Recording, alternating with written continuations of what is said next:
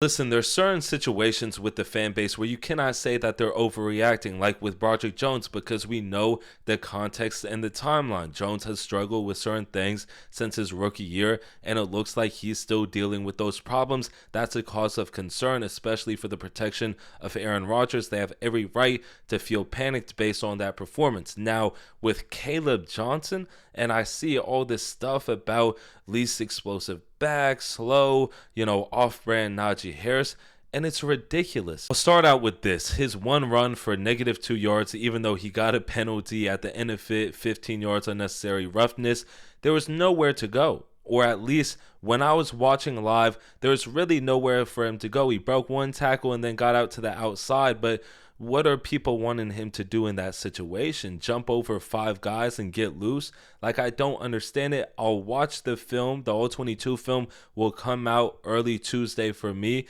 so I'll give it a look. But this isn't something where, oh, he should have bounced it inside or taken it inside, but he bounced it outside. It was not that. So you can't really judge him as a player off that play. I don't know why people are overreacting based on that. He didn't really get the touches this game, which fair play, because you know what they did with Najee Harris? They rushed him too fast. They gave him way too many reps early on. Kaleb Johnson has the whole season to get involved. So if it's just that, great. But if he's not going to be part of the game plan, if Kenneth Gainwell is going to be getting half the touches with Jaylen Warren, that is another case. So we'll have to follow that situation throughout the season. But then you go to the punt returns. And mind you, they drafted him to be a running back, not a punt returner. And I get it. There was nothing really impressive about the punt returns. But again, you can't really expect him to take it 70 yards the other way, or 99-yard touchdown straight out of the gate. His first game in the NFL, going against the Jets team that you guys saw was very well coached. And the fumble, not great. The head straight on the football, it was a good play by their special teams captain, and it's a mistake that you can't make if you're Kaleb Johnson. They're lucky enough to recover the fumble, but Kenneth Gainwell, who's been in the league for years now, also fumbled. So there you go. And Kaleb Johnson was going full speed on a punt return, helmet to the ball, no excuses. But yeah, you can't really just thrash him because of that. Rookie mistakes happen. Patience is really the key in this situation. Listen, Derrick Henry, his first 2 years didn't do anything special. He had to wait till his third year to really break out. And here we are after one game where Kaleb Johnson, again, had nowhere to go. If you want to complain about something, complain about the offensive line.